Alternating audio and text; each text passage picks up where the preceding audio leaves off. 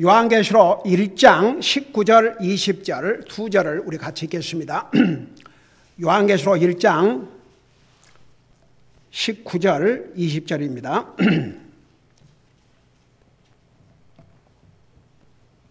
같이 읽겠습니다. 시작. 내가 본 것들과 지금 있는 것들과 이후에 있을 것들을 기록할지니 곧 내가 본 내 오른손에 있는 일곱 별과 일곱 금장대의 신비라. 일곱 별은 일곱 교회의 천사들이요 내가 본 일곱 등잔대는 일곱 교회니라. 아멘. 앉으시 바랍니다. 기도하겠습니다. 우리 아버지 하나님, 오늘도 살아계신 주님, 우리를 구원해 주신 주님을 예배하고 섬길 수 있는 이런 은혜와 이런 복된 기회를 주셔서 감사드립니다. 오늘도 우리의 마음과 우리의 생각과 우리의 혼과 우리의 사랑과 우리의 종기를 다해서 살아계신 주님을 참되게 예배함으로 오늘 우리가 드린 예배를 통해서 주님 영광을 받으시고 또 2층에서 진행되고 있는 스페니시 교회 예배를 통해서 영광을 받으시옵소서.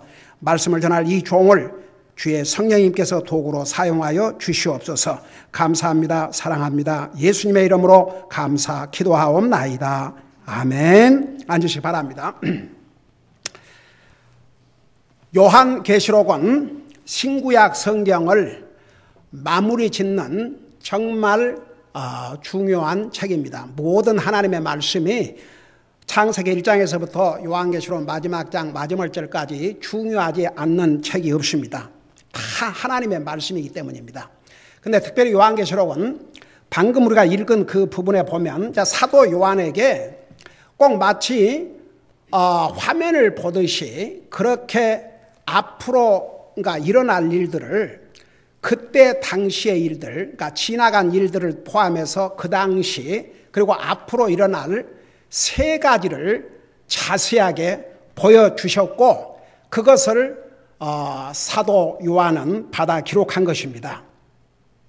그래서 여기에 보니까 내가 본 것과 그러니까 과거에 속합니다. 지금 있는 것들과 그 당시 사도 요한 당시 그 다음에 이후에 있을 것들을 기록할지니 그러니까 과거와 현재와 미래에 대해서 이제 성경 전체를 마무리를 짓고 있습니다. 그러면서 내가 본 내 오른손에 있는 일곱 별과 일곱 금등잔대의 신비라. 그러면서 동시에 그 의미도 설명했습니다. 일곱 별은 일곱 교회의 천사들이요 내가 본 일곱 등잔대는 일곱 교회니라. 일곱 교회의 천사들은 바로 그 교회를 담임하고 있는 목사를 가리켰습니다. 그리고 일곱 등잔대는 일곱 교회였습니다. 제가 서두에서 잠깐 설명을 했지만 등잔대는 빛을 비춰주는 역할을 합니다. 교회가 어두운 세상을 비춰주는 등잔대의 역할을 해야 됩니다. 근데 오늘날 얼마나 많은 교회들이 세상과 동화돼서 세상과 타협하고 원래의 이 본분을 하지 못하고 있는 교회들도 얼마나 많으십니까? 그 다음에 천사는 소식을 전한 자입니다. 그래서 사실 교회의 목사는 하나님의 말씀을 선포하는 역할에 충실해야 됩니다. 목사는 개인적인 사상이나 개인적인 의견을 전하는 것이 아니고 예를 들어서 하나님의 말씀을 쉽게 이해할 수 있도록 예화를 들을 수는 있지만 예화가 메인이 되면 안 됩니다. 그래서 여러분 구약시대 때나 구약시대 때 신약시대 때에 특별히 그 침례 요한의 아버지 그리고 우리 예수님을 잉태하신 그 잉태한 마리아에게 누가 와서 소식을 전했냐 그러면 하나님께서 보내신 천사가 와서 소식을 전했습니다. 여러분 구약시대 때나 신약시대 때에 천사들이 하나님이 전하시라는 이야기 외에 다른 소식을 전한 일이 없습니다. 천사의 본분은 하나님께서 전하시라는 그 내용을 그대로 전달을 해야 됩니다. 그게 메신저의 역할입니다. 그런데 오늘날 많은 강단에서 목사라고 하면서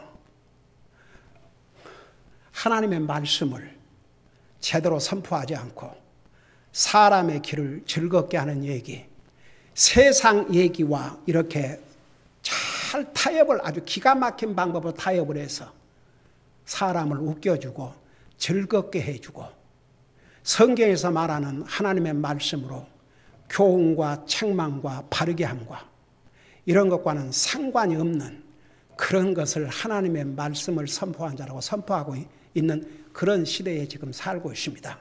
그래서 제가 사실은 원래 이 메시지를 전할 때에 7 교회의 특징들을 사실 한 교회 한 교회에 대해서 자세하게 그것보다는 그 7 교회가 어떤 의미를 가지고 있는지 그것을 우선 전한 다음에 현재 우리가 살고 있는 이 시대를 대변하는 교회 하나가 있습니다. 사실 그것을 전하기 위해서 시작을 했는데 그래서 오늘 우리가 각 교회 한 교회의 특징보다는 지금 에베소 교회로부터 시작해서 라오디게아 교회 7 교회에 대해서 말씀하고 있고 그 7 교회에 직접 우리 주님께서 메시지를 보내셨어요. 사도 요한을 통해서. 근데 그 7 교회는 실제로 그 당시에 있었던 교회이면서 동시에 우리 예수님께서 오실 때까지를 이렇게 대변하는 이렇게 나타내주는 그런 중요한 특징들을 가지고 있습니다.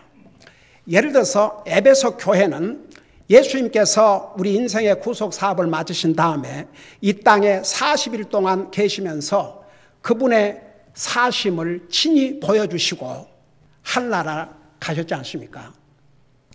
그래서 우리 주님께서 한나라 가신 그때부터 시작을 해가지고 사도시대, 이제 사도시대가 시작이 되는데 그 사도시대를 끝날 때까지의 모습이 바로 에베소 교회입니다. 여러분 처음에 예루살렘 교회가 시작됐을 때만 해도 굉장했습니다. 그야말로 와 주여 얼마나 목숨을 걸고 주님의 복음을 전했고 여러분 우리 사도행전에 보면 얼마나 많은 크리스찬들이 핍박을 당하고 죽임을 당하고 스데반 같은 경우에는 우리 주님께서 한나라 가신 다음에 최초로 주님을 전하다가 순교당한 귀한 초대교회 복음 전도자였습니다. 사실은 이제 그 7 집사를 근데 사실 성경에 7 집사란 말이 없어요. 보통 교회가 집사라고 그러는데 여러분 성경을 다시 한번 읽어봐요. 이 사도들이 그 당시에 이 히브리 사람들로서 과부들, 그 다음에 이제 헬라, 그러니까 이방인들의 그 과부들, 그러니까 가난한 과부들이 많이 있었던 것 같아요. 근데 그들을 돌봐줘야 되니까 사도들이 그 일에 매달리다 보니까 도리어 사도들이 해야 될 말씀과 기도에 전념할 수가 없었어요. 그런데 너무나 많은 시간을 빼앗겨서. 그래서 그 문제를 도울 7명을 뽑았는데 그 7명이 여러분 성경 보세요. 맨날 과부 돌보는 일만 한 게 아니고 그걸 했지만 동시에 복음을 전한 자들이었습니다. 그들을 통해서 얼마나 많은 복음이 힘차게 전달된지 모릅니다. 그러니까 처음에는 정말 그리스도의 사랑, 그 하나님의 사랑을 가지고 그 영혼들에게 복음을 전하고 영혼들을 주님 앞으로 인도하고 침례하고 그래서 사도행전 4장에 보면 베드로가 복음을 전했을 때 하루에 3,000명이 구원받고 침례를 받는 역사가 있었지 않습니까?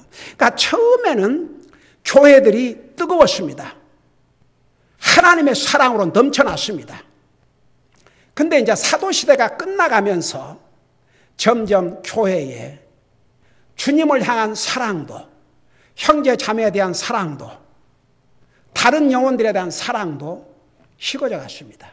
그래서 결국은 책망을 받았지요. 근데 이제 이 에베소 교회, 제가 오늘 전하고자 하는 그 중요한 메시지는, 그래서 에베소 교회는 그 예수님께서 하늘나라 가신 다음에 사도 시대가 끝날 때까지의 모습을 보여주는 게 에베소 교회입니다. 그 다음에 이제 두 번째 서머나 교회는 칭찬받는 교회였지만 엄청난 핍박과 박해가 있었던 기간으로 봅니다. 그래서 이 기간 동안, 그러니까 사도시대가 끝날 때부터 AD 316년까지를 대표하고 보여주는 교회인데, 그때 당시의 교회는 엄청난 핍박을 받았습니다. 많은 사람들이 순교를 당했습니다. 여러분, 잠깐 2장 10절에 보면 이런 내용이 기록되어 있습니다. 서머나 교회에 대해서 내가 고난 당할 그것들 가운데 어떤 것도 두려워하지 말라. 보라, 마귀가 너희 중에서 몇 사람을 감옥에 던져 너희를 시험하리니 너희가 열흘 동안 환난을 당하리라. 너는 죽기까지 신실하라. 그리하면 생명의 관을 내게 주리라. 그러니까 엄청난 핍박을 받았던 시대가 바로 이 서머나 교회 시대입니다. 목숨을 걸고 주님을 섬겼습니다. 여러분 보세요. AD 300년에 로마의 황제 콘스탄틴 황제가 크리스천 해방령을 내릴 때까지 로마는 그야말로 온갖 잔인한 방법으로 그리스도인들을 핍박했습니다. 여러분, 바로 이 환상을 받아 기록한 사도 요한, 로마가 어떻게 했습니까? 그를 끓는 가마 속에 집어넣었습니다. 사도 바울, 목베임을 받아 순교 당하셨습니다. 많은 크리스찬들을 세워놓고 지금은 말하면 철로 같은 그런 쇠를 달고 가지고 한 사람 한 사람씩 그곳을 걸어 지나가게 했습니다.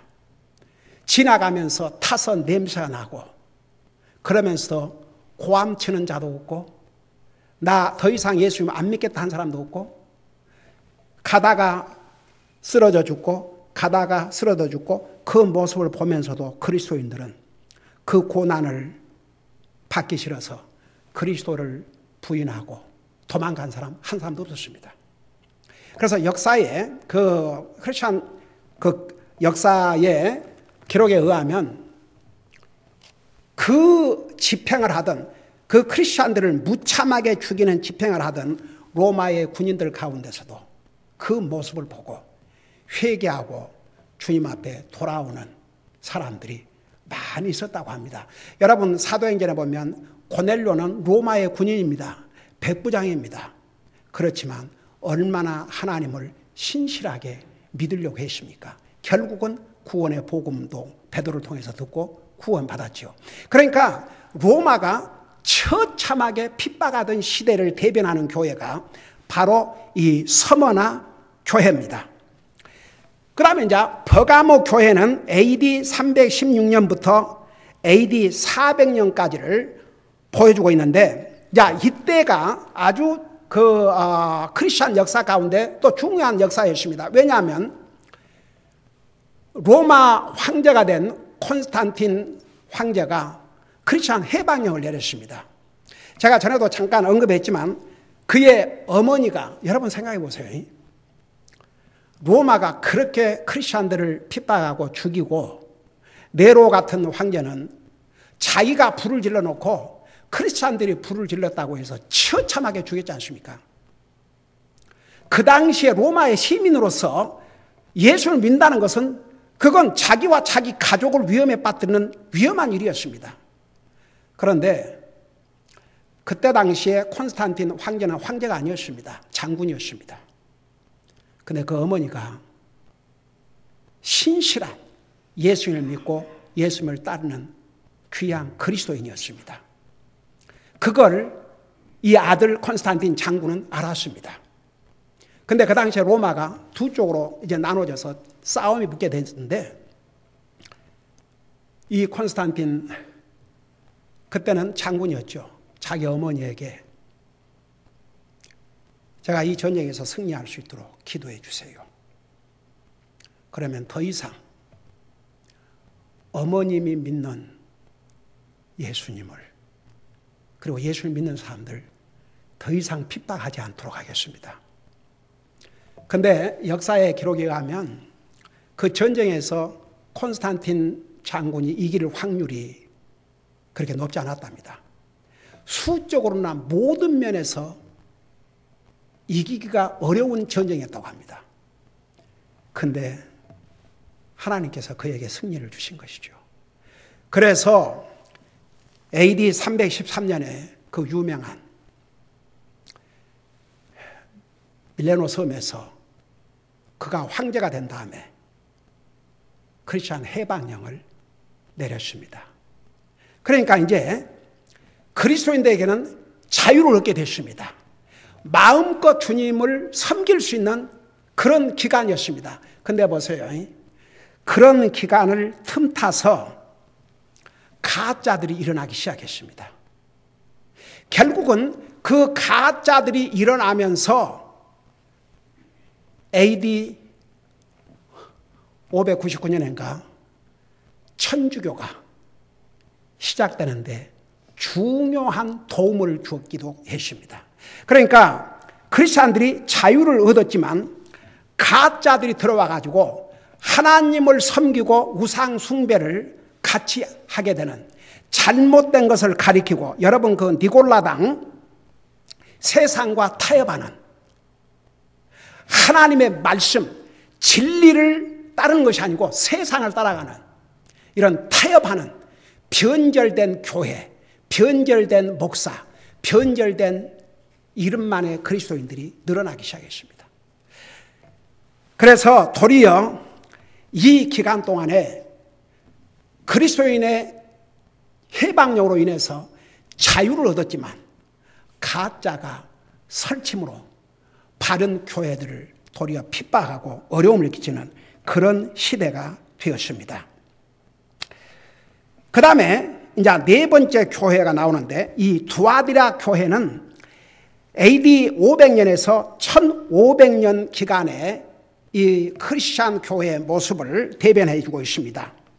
바로 이 기간 동안에 천주교가 조직되었고 마리아 숭배 등 영적 간음에 거짓된 교회들이 판을 치고 아주 부패질도록 부패지고 도리어 신실한 그리스도인들이 핍박을 받는 그런 시대에 접어들게 됩니다. 여러분, 아직도 그 천주교에서는 마리아를 신성화합니다.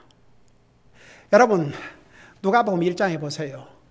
마리아가 예수님을 잉태해서 그가 구원받은 게 아니고, 그도 예수님을, 자기가 잉태한 예수님을 자기 주로 믿었기 때문에 구원받았습니다. 여러분 직접 눈으로 한번 보실래요? 누가복음 1장을 펴보시기 바랍니다. 그 마리아가 천사를 통해서 하나님의 아들을 임신했다는 소식을 듣고 처음에는 놀랐지요. 나는 남자를 알지 못하는데 어찌하여 이런 일이 있을 수 있습니까? 그러지만 나중에 천사를 통해서 그 얘기를 듣고 난 다음에 여러분 이 마리아가 뭐라 그랬는지 여러분 직접 눈으로 보세요. 1장 46절을 보시기 바랍니다.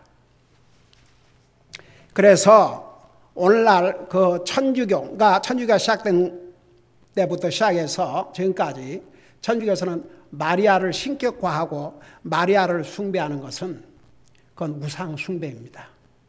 영적인 간음입니다. 이것은 성경의 가르침과 완전히 반대되는 모습입니다. 여러분, 예수님을 잉태해서 마리아가 낳은 것은 굉장히 복입니다.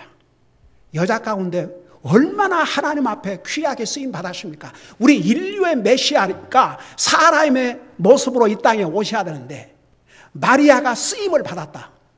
이건 보통 큰 복이 아닙니다. 그러나 그가 그렇게 쓰임 받았다고 해서 그가 구원받은 게 아닙니다. 마리아도 믿음을 통해서 자기가 임신할 그 아이가 하나님의 아들이요 우리의 인류의 구세주라는 것을 믿음으로 구원받았습니다.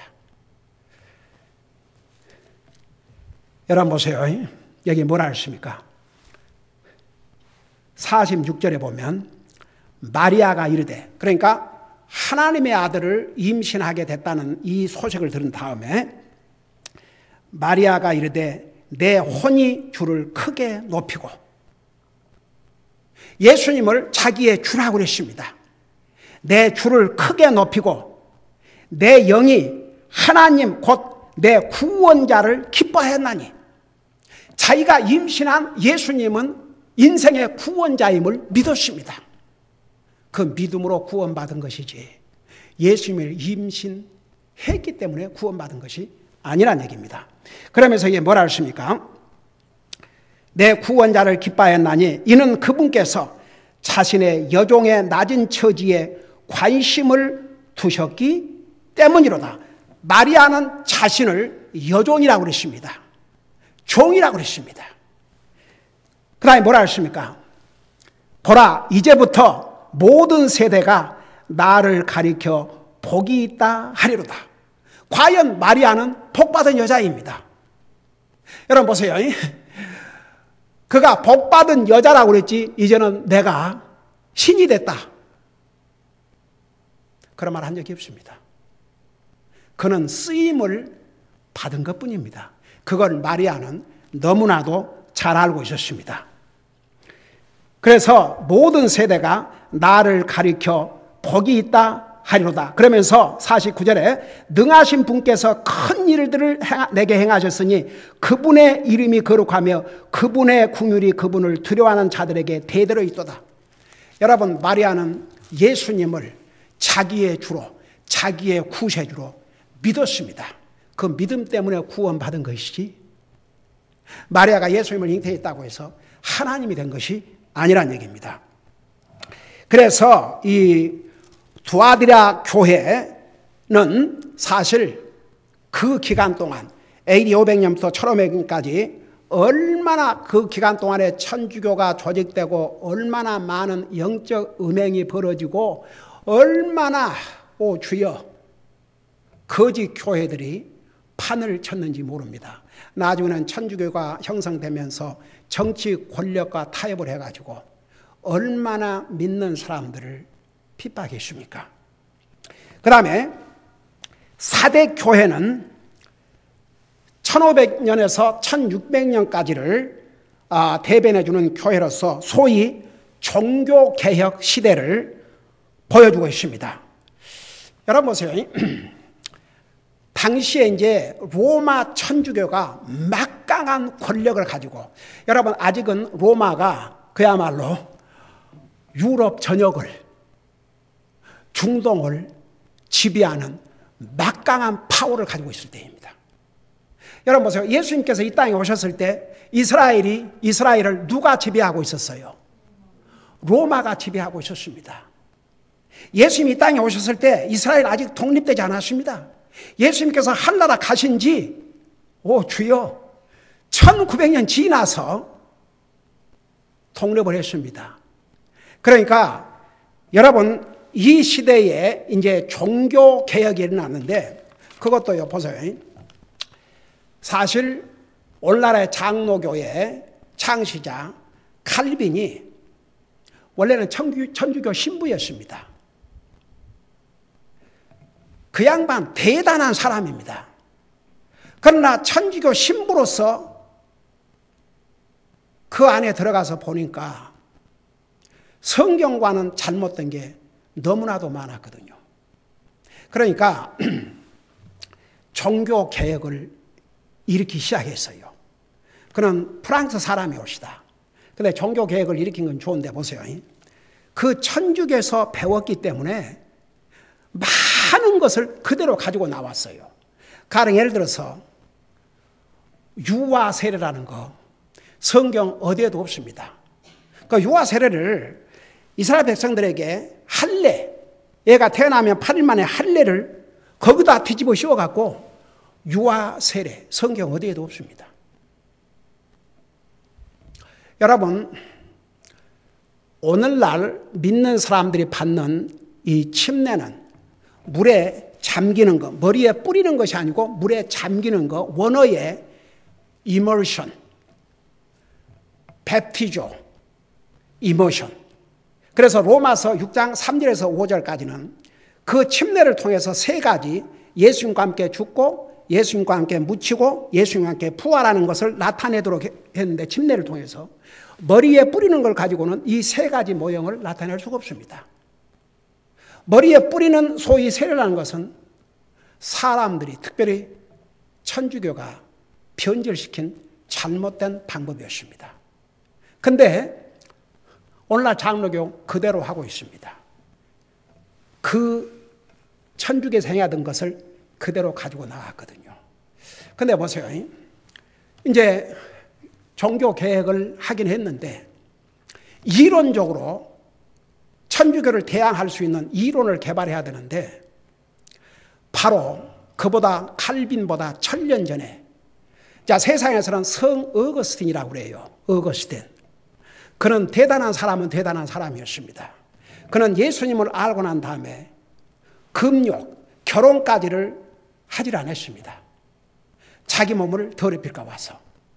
사실 결혼은 하나님이 주신 기름 부어 세우신 기관임에도 불구하고 그런 부분에 대해서는 잘못 알고 있었던 것이죠.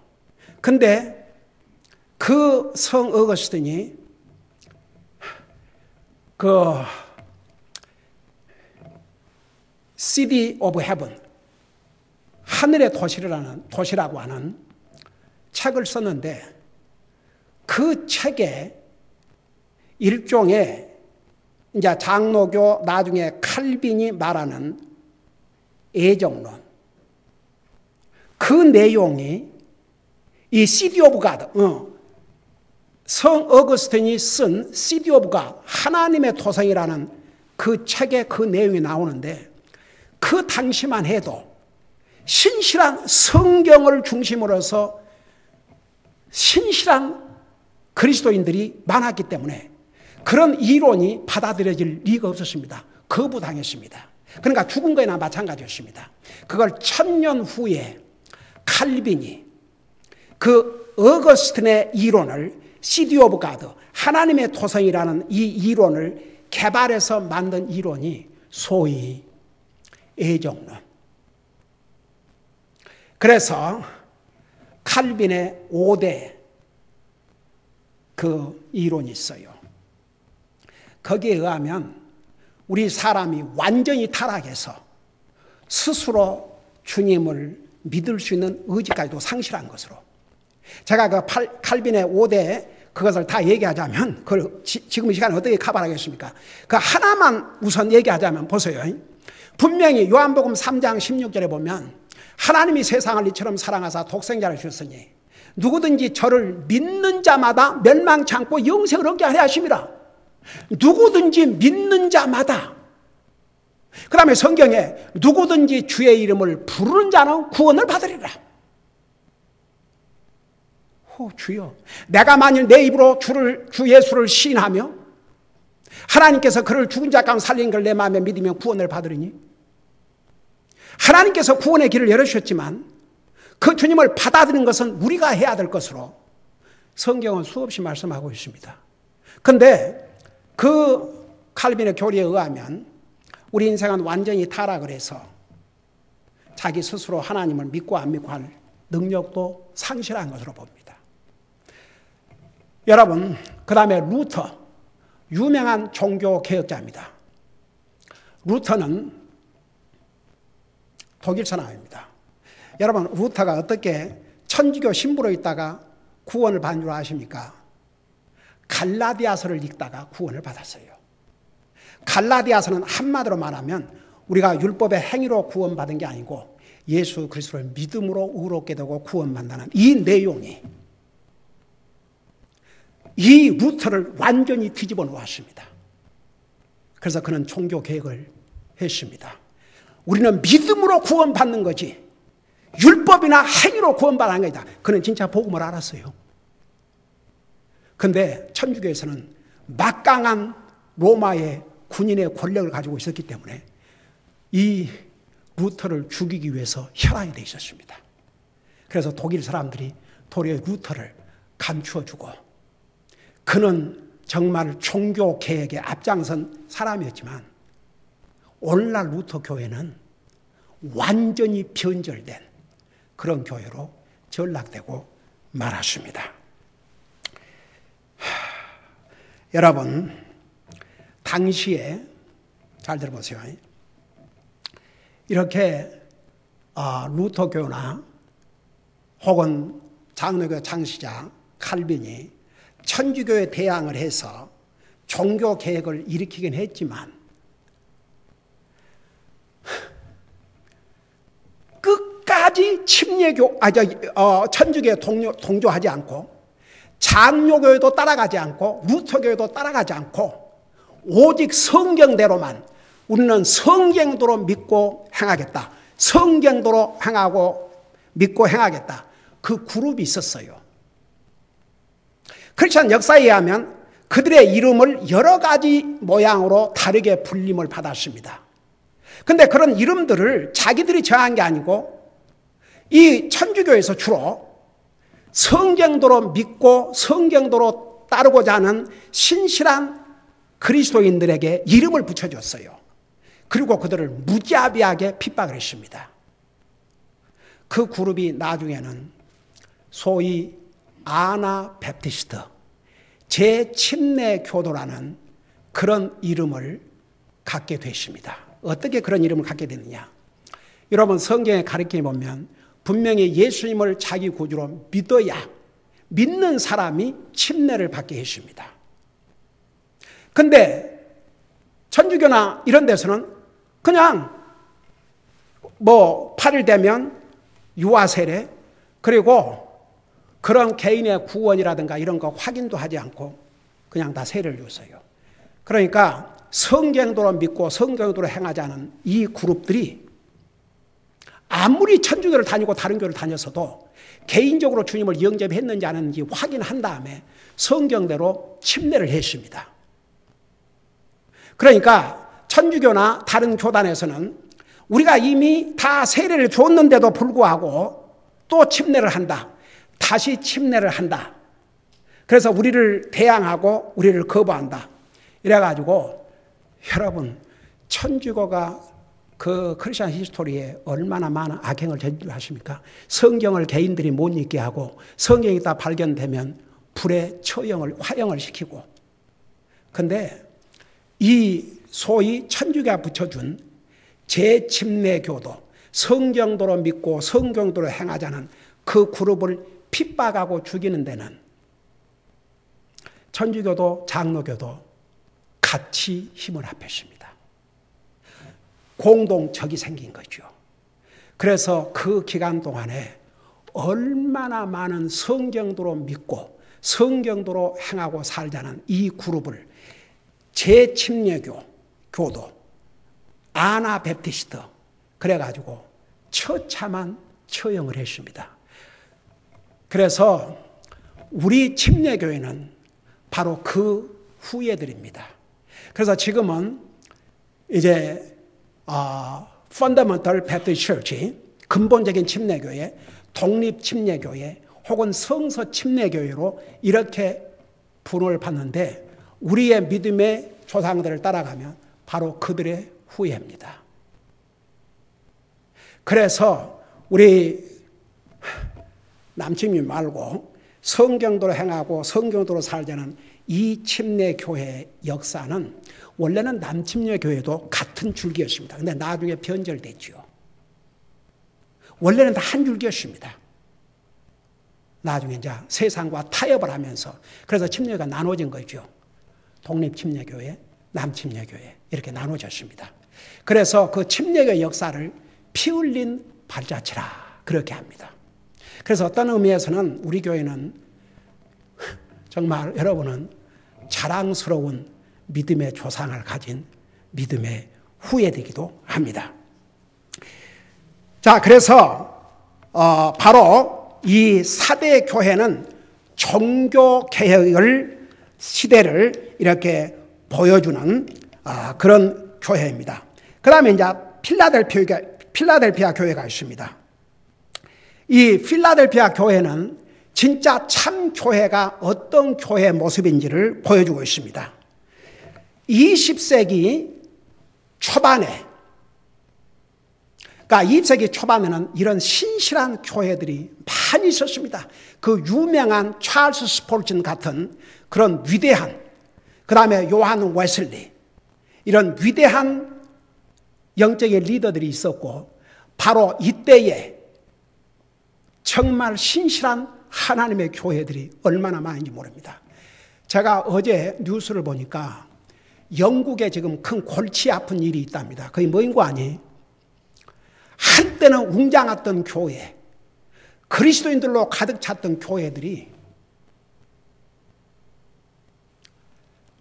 오락실로, 영화관으로, 모슬람으로 다 팔려가고, 그나마도 남아있는 교회는 텅텅 비어있고, 그러면서 영국은 이제 하나님이 없는 나라가 되는가, 이런 기가 막힌 모습으로 변질됐습니다. 여러분, 이 필라델피아 교회를 잠깐 보도록 하겠습니다. 이 교회는 참 교회를 대변해주고 있기 때문입니다.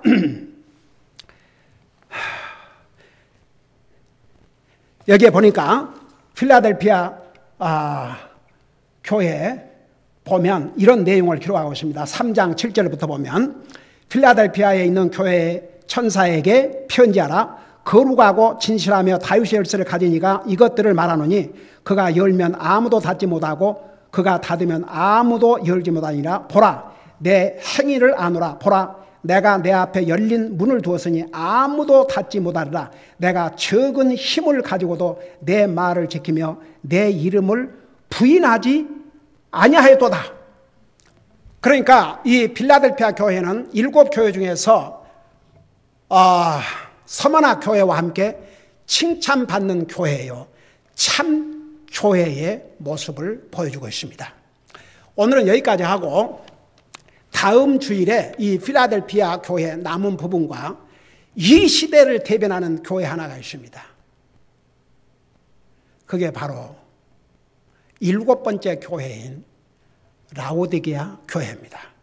그러니까 이 7교회들은 실제로 당시에 있었던 교회이면서 크리스천 2000년 주님이 오실 때까지, 주님이 할나라 가신 순간부터 주님이 다시 오실 때까지를 보여주고 있는 그런 교회들 모습입니다.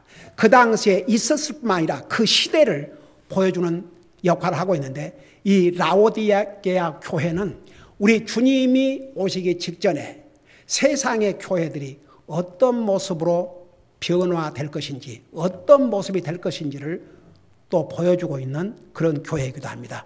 이 부분에 대해서는 다음 주에 자세하게 전하도록 하겠습니다. 기도하십니다. 오늘 이 말씀을 생각하면서 이런 기도의 점을 가지고 기도하겠습니다. 과연 나는